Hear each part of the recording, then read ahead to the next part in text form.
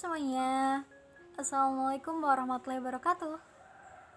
Di video kali ini aku bakal kasih tips ke teman-teman semua, yaitu tips-tips supaya bisa lulus UKOM. Berdasarkan pengalaman saya, jadi teman-teman semua pada bulan Juni kemarin, pada tanggal 7 saya ikut ujian UKOM, kemudian tanggal 23 pengumuman, dan alhamdulillah hasilnya kompeten. Banyak banget yang tanya, Mbak bagi tipsnya dong supaya bisa lulus UKOM. Oke, ini pure dari pengalaman saya pribadi, juga berdasarkan dari banyak sumber yang saya pelajari selama saya ingin menempuh UKOM itu. Oke, yang pertama, dalam segala hal apapun itu, yang jelas teman-teman semua kembali adalah niat.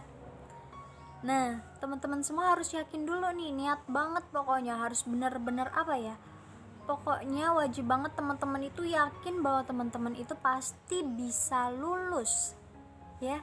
Jadi udah niat dulu tuh, udah bismillah, pasti satu kali aja dah udah langsung bisa lulus kayak gitu. Jadi itu ya teman-teman, pokoknya kunci yang pertama adalah niat. Dan kemudian yang kedua, pasti niat itu selalu diimbangi dengan yang namanya ikhtiar. Nah, terus ikhtiar yang saya lakukan apa aja tuh?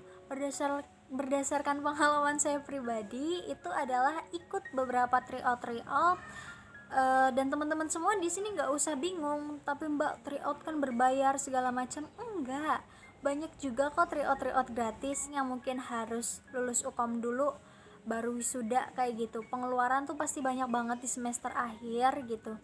Jadi hemat-hematnya kita, pinter-pinternya kita cari peluang kayak gitu. Jadi intinya teman-teman latihan tuh, gak apa-apa cari yang gratis-gratis aja kayak gitu, karena ini adalah supaya kita bisa latihan. Kebanyakan ngomong ya.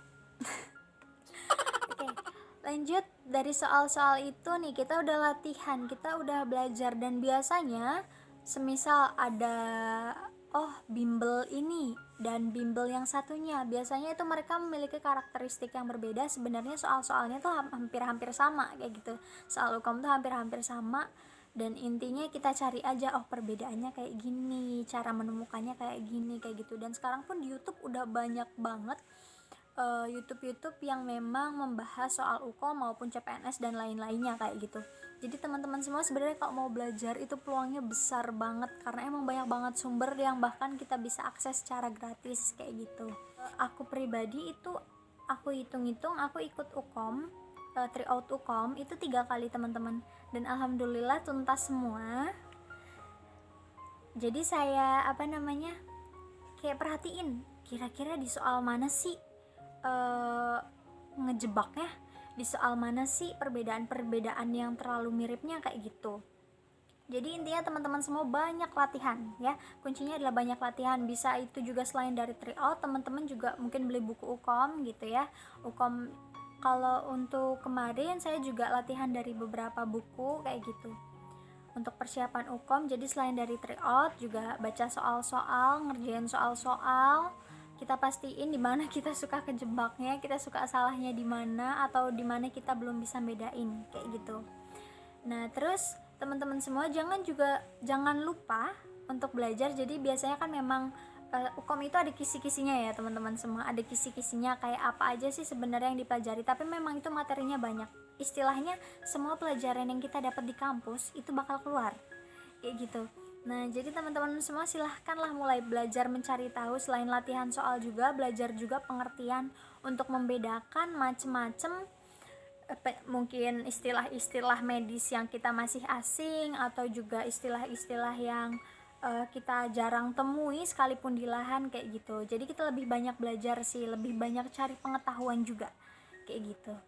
Itu yang kedua. Jadi setelah ITER pokoknya kita sering latihan, entah dari buku, tryout, segala macem gitu. Nggak harus yang berbayar teman-teman, karena yang secara gratis pun sekarang ada banyak. Dari YouTube pun sekarang kita gampang banget untuk mencari ilmu UKOM itu sendiri, jadi kita bisa pelajarin secara bebas tuh kayak gitu. Sekalipun ada juga yang berbayar nih teman-teman.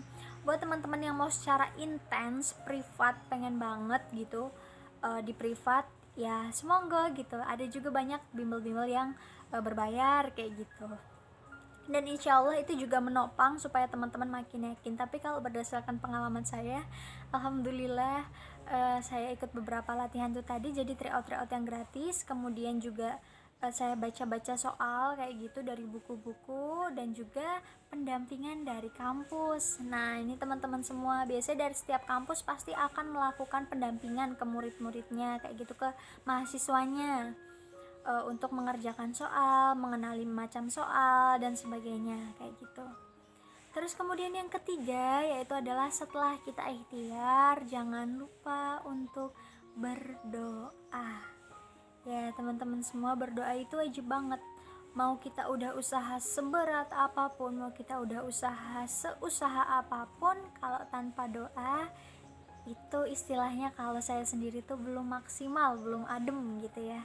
Jadi teman-teman semua, itu 3 kunci atau 3 tips dari aku pribadi, dan dari beberapa sumber yang aku baca semuanya hampir mirip-mirip tipsnya, memang seperti itu. Jadi yang pertama jelas niat, yang kedua adalah ikhtiar dari kita sendiri, dari bagaimana kita belajar kayak gitu, dan terus kemudian yang ketiga adalah doa.